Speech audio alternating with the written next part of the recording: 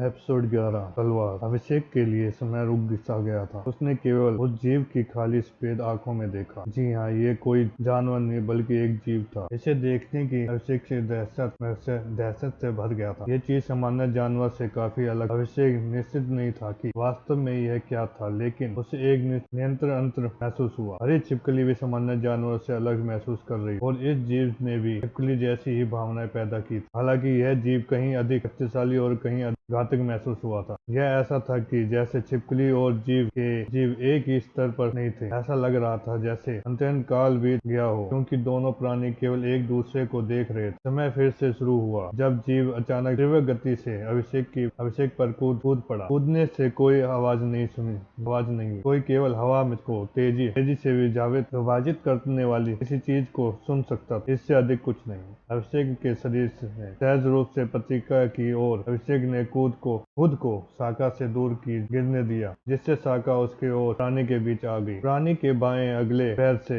उस मोटी शाखा को पूरी तरह से नष्ट कर दिया। तो अभिषेक के पूरे वजन को घंटों तक झेलने के लिए काफी शक्तिशाली था। अभिषेक को अपनी जांघों के पीछे हिस्से में जलन वाला दर्द महसूस हुआ, क्योंकि मांसपेशियों और खून बाहर निकल गया था। जीव ने अभिषेक की जांघ का एक बड़ा हिस्सा फाड़ दिया था। यदि शाखा उसके बीच न होती तो उसके पैर पूरी तरह से नष्ट हो गए होते। अभिषेक की पीठ जमीन से टकराई, जिससे उसके फेफड़े पर दबाव पड़ा, जिससे सांस लेना असंभव हो गया। लकड़ी के कुचल जाने की शांत आवाज सुनी जा सकती, क्योंकि जीव पेड़ से चिपके रहने के लिए अब लंबे पंजों का इस्तेमाल कर रहा था। फिलहाल अभिषेक जमीन पर पड़ा हुआ था और सांस नहीं ले पा रहा। उसकी दाहिनी जांघ में बहुत बड़ा घाव हो गया था। इस बीच जीव पेड़ पर रुक गया और अभिषेक की ओर देखने लगा। फिर यह फिर से उछल गया। अभिषेक का मन उथल पुथल में पड़ गया। काफी समय तक वह इधर में बाहर निकलने का रास्ता खोजने की कोशिश कर रहा था। उसका दिमाग कोई विचार नहीं बना सका। जैसे ही प्राणी ने लंबे भयानक दांतों से भरा अपना मुंह खोला तो अभिषेक और प्राणी के बीच की दूरी तेजी से कम हो गई। जब अभिषेक ने दांत देखे तो उसका दिमाग केवल दो ही विचार आए। पहला विचार था रक्षा करो, खुद को बचाने के निरंतर प्राण में अभिषेक के हाथ प्राणी की ओर बढ़े। दूसरा विचार था हथियार। अभिषेक के दिमाग में कई हथियार की छवि घूम गई, लेकिन उसका दिमाग निश्चित रूप से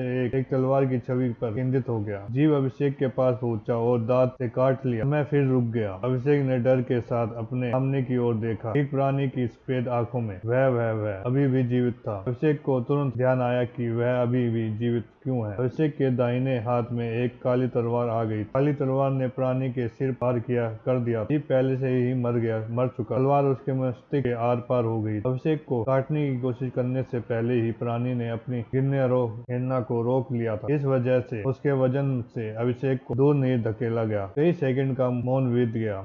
अभिषेक फिर से सांस लेने में समर्थ हो गया, क्योंकि उसका फेफड़ा गिरने के बाद ठीक हो गया था। अभिषेक ने केवल उस प्राणी को आश्चर्य से देखा इस सत्य को स्वीकार करने की कोशिश कर रहा था कि वह बच गया था। कई सेकंड बाद अभिषेक ने खुद को दूर खींच लिया और प्राणी के सिर से तलवार खींच ली। फिर अभिषेक ने केवल तलवार की ओर देखा। अभिषेक की हताशा में उसने दिमाग से अवचेत रूप से एक लंबे और तेज हथियार का आविष्कार किया, जिससे एक हाथ में इस्तेमाल किया जा सकता था। काला गन बांडोला पर खड़ा उतरते हुए एक हथियार में तब्दील हो गया। चांदनी के नीचे अभिषेक पर ने वह हथियार देखा तो जीवन भर उसका पीछा करेगा। अभिषेक के मन में पहला विचार यह है लंबा। तलवार 1 मीटर से अधिक लंबी थी और जो इससे लंबी तलवार के बीच रख। दूसरा विचार था पतला। तलवार की कील की तरह सीधी और पतली थी, फिर भी इससे दोनों सम्मिलित किनारे थे जो इसे काटना जैसे लाभदायक अलग करते हैं। हालांकि इस गार्ड लगभग स्थिर था, जिसमें केवल एक छोटा शामिल था। धीरे धीरे शांत होते हुए अभिषेक ने अपने हथियार का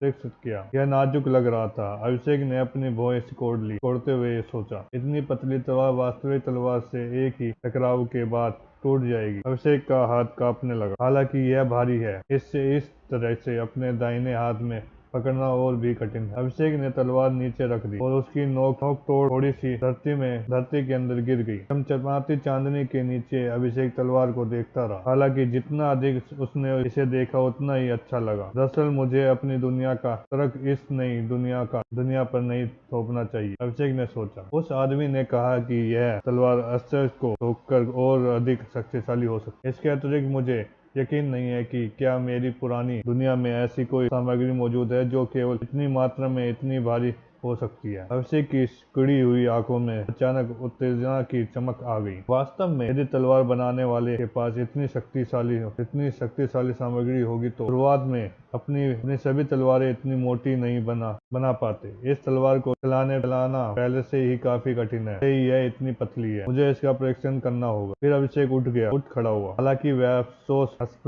हो गया क्योंकि वह फिर से बैठ गया। अभिषेक भूल गया था कि उसकी दाहिनी टांग का पिछला हिस्सा हो गया है। जैसे ही उसने खड़े होने की कोशिश की उसके पूरे शरीर में जलन का दर्द शुरू हो गया। अत्यधिक दर्द के तहत अभिषेक ने अपनी जांघ का निरीक्षण करते हुए अपने शरीर को हिलाया। जब अभिषेक ने चोट देखी तो उसके दांत पीसते हुए गहरी सांस ली। घाव बहुत बड़ा था, वह अपनी हड्डी भी देख सकता था। मुझे अपने बैग में उपचार औषधि पीने की जरूरत है। अभिषेक ने पेड़ की ओर देखा, लेकिन उसे याद आया कि उसकी शाखा पूरी तरह से नष्ट हो गई है। चित्र में कुछ देर तक देखने के बाद अभिषेक को मन चांदनी के नीचे अपना बैग दिखाई दिया। अभिषेक रेंगता हुआ ऊपर आया, लगातार दर्द से पीड़ित हो रहा था। 1 मिनट बाद वह उसकी पीठ के पास आया और उसने खंगाला। हालांकि जब उसने बैग में देखा तो उसके शरीर में झुरझुरी दौड़ गई। बैग गीला था और बैग में कुछ लाल तरह जैसा रहा। 3 उपचार औषध वाली खाद की बोतल बिखर गई। लालत। अभिषेक ने बैग से कांच के टुकड़े सहित सभी होश चीजें बाहर निकाली। फिर उसने बैग को अपने मुंह से लगाया और बोतल में मौजूद लाल तरल को अपने दांतों पीसने के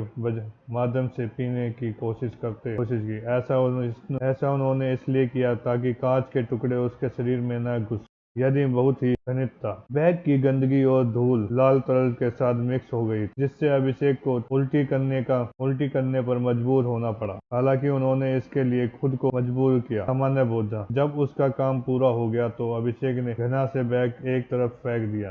अभिषेक को अपने पूरे शरीर में तेज दर्द महसूस हुआ और कुछ जलने की आवाज आई। 10 सेकंड बाद शब्द गायब हो गई और अभिषेक ने गहरी सांस ली। फिर अभिषेक ने उसकी जांघ का निरीक्षण किया और उसने देखा कि देखते ही उसकी आंखें चौड़ी हो गई। घाव चला गया था। यह पूरी तरह से खत्म हो गया था। यह ऐसा था जैसे यह शुरुआत में कभी वहां था ही। अभिषेक को उम्मीद थी कि लाल तरल किसी प्रकार की उच्च औषधि होगी, लेकिन उसने यह इतना प्रभावित होने की मर्जी नहीं की थी। निश्चित रूप से भगवान किसी को जो कुछ भी देता है वह सरल नहीं हो सकता। अभिषेक ने खड़े होने की कोशिश की और वह यह बिना किसी रुकावट के हो गया। ऐसा लग रहा था जैसे वह कभी घायल ही नहीं हुआ था। हालांकि अभिषेक ने आखिरी बार अफसोस के साथ अपने बैग की ओर देखा। मेरे पास उसमें से 3 थे, लेकिन अब वे सभी चले गए। उसने दुख के साथ सोचा। अफसोस की बात है कि ऐसे कुछ भी नहीं कर सकता, इसलिए उसने अपनी नई तलवार सहित अपना सारा सामान इकट्ठा किया और फिर से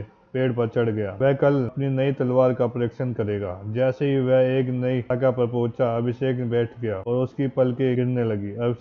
अभिषेक सचमुच थक गया था। अभिषेक ने आखिरी नजर जमीन पर पड़े विशाल शव पर डाली। उसे अभी भी विश्वास नहीं हो रहा था कि उसने ऐसा राक्षस को मार डाला था। उस चीज का वजन कम से कम 200 किलोग्राम होना चाहिए। चाहे वे कितनी भी कोशिश करूं, मैं इसे कभी भी पेड़ पर नहीं गिराऊंगा, पेड़ पर नहीं ले जा सकता। अफसोस की बात है कि इसका मतलब यह है कि इसे जमीन पर ही रहना होगा। अभिषेक ने अपने अस्थायी बिस्तर तैयार किया और लेट गया। उसने खुद को मुड़ने और बाद में जमीन पर गिरने से बचाने के लिए अपनी तलवार अपने शरीर पर रख ली। तलवार के वजन से उस पर बहुत दबाव पड़ा। साथ ही उसके पास इतनी नुकीली वस्तु होने से वह हिलने डुलने में घबराने लगा। हालांकि सुरक्षा आराम से अधिक महत्वपूर्ण थी। आश्चर्य की बात यह है कि ऐसा सुविधाजनक बिस्तर के नीचे भी नींद जल्दी आ गई। अभिषेक को केवल यही उम्मीद थी कि इस रात को कोई और सामने नहीं आया, और इस तरह अभिषेक पहली बार नई दुनिया में सोया।